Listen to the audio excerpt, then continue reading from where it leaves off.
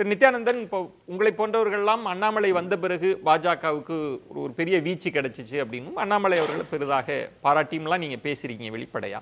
அடுத்த கட்ட தலைமை நோக்கி நகர்ற மாதிரி தெரியுது. நீங்க எப்படி பாக்குறீங்க? கடைசி நேரத்துல மாற்றம் வருமா, இல்ல நயினார் நாகேந்திரனா, இல்ல அவர் சொல்ற மாதிரி பொன்னார் ராமசீனிவாசனா, எப்படி யோசிக்கிறீங்க? உங்களுக்கு தகவல் வந்திருக்குமே. அனைவருக்கும் வணக்கம். ஒவ்வொரு ஊடகத்தினுடைய நெறியாளர்களிலிருந்து கருத்தாளர்கள் வரை அடுத்த தலைவர் பாஜகவிற்கு யார், அண்ணாமலை நீடிப்பாரா என்ற ஒரு சந்தேகத்தை கிளப்புகிறார்கள். அல்லது புதிதாக யார் வரக்கூடும் என்று மிக அதிகமாக கடந்த 4-5 நாட்களாக பேசப்படுவது பாரதிய ஜனதா கட்சியினுடைய தலைமை யாராக இருப்பார்கள் என்பது குறித்து. இது ஒன்றே போதும். தமிழக அரசியலிலே 4 உறுப்பினர்களை கொண்ட ஒரு கட்சியை அனைத்து கட்சிகளும் தொடாமல் இருக்க முடியவில்லை. முழு நேரமும் அதை சீண்டிக் கொண்டிருக்கின்றார்கள். திராவிட முன்னேற்றக் கழகம் அங்கீகரிக்கப்பட்ட எதிர்க்கட்சியை விட அதிகமாக பேசியிருப்பது அண்ணாமலை அவர்களையும் பாஜகவையும் தான். இந்த ஒரு டேட்டா பாரதிய ஜனதா கட்சி ஆபத்தான அளவில் வளர்ந்திருக்கிறது. அவர்களுக்கு ஆபத்து, நாட்டுக்கு இல்லை. அதை மூத்த திராவிட முன்னேற்ற கழக தலைவர் துரைமுருகன் அவர்கள் அசுர வேகத்திலே வளர்ந்து கொண்டிருக்கிறது என்று ஒப்புதல் வாக்குமூலமே கொடுத்திருக்கிறார். அதனால் யாருக்காவது சந்தேகம், செந்தில் மாதிரி உள்ளவங்களுக்கு சந்தேகம் இருந்தால் டேட்டா, இதுக்கு மேலே டேட்டா தேவையில்லை. அப்படி பார்த்தா இவ்வளவு அசுர வேகத்துல வளர்ந்ததுனால தலைவரை மாத்த மாட்டாங்க. நான் வரல, அந்த கேள்விக்கான பதில் சொல்லி. இவ்வளவு பெரிய வளர்ச்சி கொடுத்தவரை எதுக்காக மாத்தணும்? இல்லைங்க, இந்த கட்சியில 3 வருஷம் தாங்க ஒருத்தர் இருக்க முடியும். இது தேர்தல் நேரம், அந்த கட்சியினுடைய தேர்தல் நேரம். அந்த தேர்தலில் அண்ணாமலையும் நீடிக்கலாம், அல்லது வேறு யாராவது கூட வரலாம். நாளை வேட்புமனு தாக்கல். யார் யார் வேட்புமனு தாக்குறாங்க அப்படிங்கிறது தாக்கல் செய்யறாங்கன்னு நமக்கு தெரிய போகுது. அவர் போட்டியில இல்ல, அண்ணாமலை ஏங்க அவசரப்படுறீங்க? அவர் சொன்னது சார், அவர் சொல்றதுதான். அரசியல்ல எல்லாம் சொல்லுவாங்க, அப்படித்தான். அடுத்து அவர் போட்டியிடவே வேண்டாம். ஒருத்தர் தொடர்ந்து தலைவராக அவர் போட்டியிடவே வேண்டாம். திராவிட முன்னேற்றம் அவர் என்ன சொல்ல வர்றாருன்னா, உங்களுக்கு தெரியாதல்ல, 2வது முறையும் வேணா தொடரலாம், ஏதோ ஒரு முறை தான் இருந்துலாம் இல்ல, இவரை மாத்த போறாங்கன்னு சொல்ல வராரு.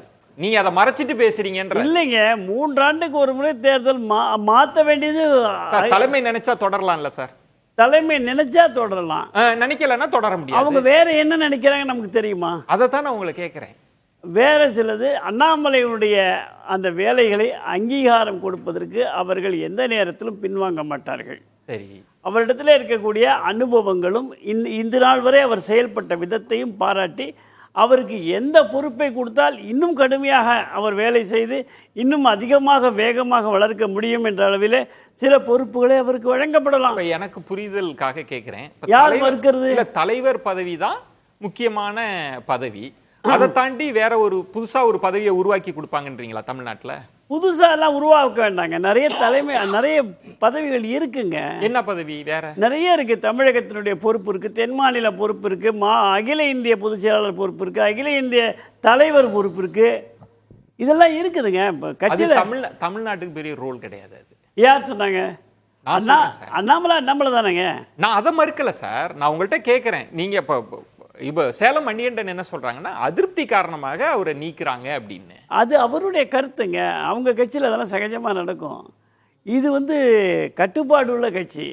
அண்ணாமலை மிக தெளிவாக, நான் தொண்டனாக வேலை செய்வதற்கு கூட தயாராக இருக்கிறேன், நான் இந்த கட்சியினுடைய தொண்டன், என் தலைமை எனக்கு என்ன கட்டளை எடுக்கிறதோ அதைத்தான் நான் கேட்பேன் அப்படின்னு மிக தெளிவாக சொல்லியிருக்கிறார்.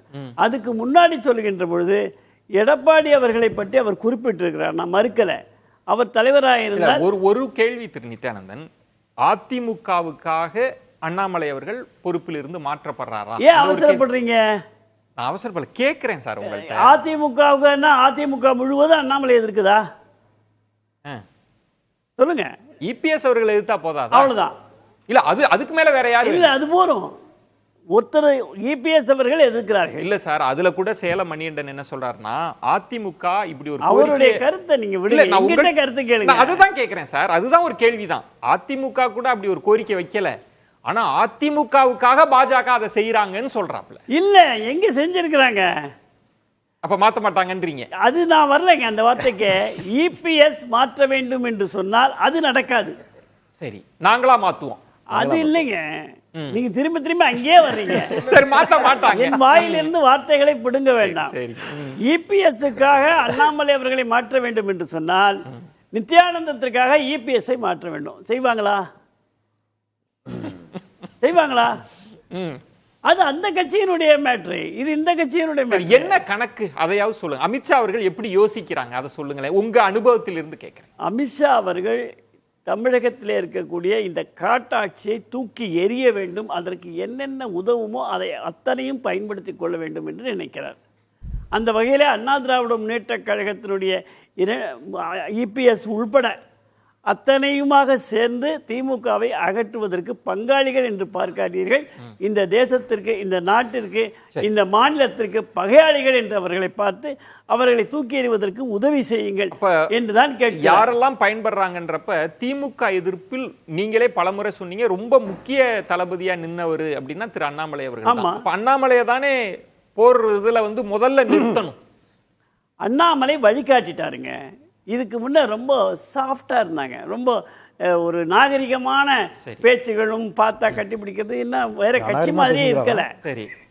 ஆனால் அண்ணாமலை வந்த பிறகு அவர் பொறுப்பை உணர்ந்து எதிர்கட்சி தலைவர் எப்படி இருக்க வேண்டும் என்று நடத்தி காட்டியிருக்கிறார். போதுன்றீங்களா?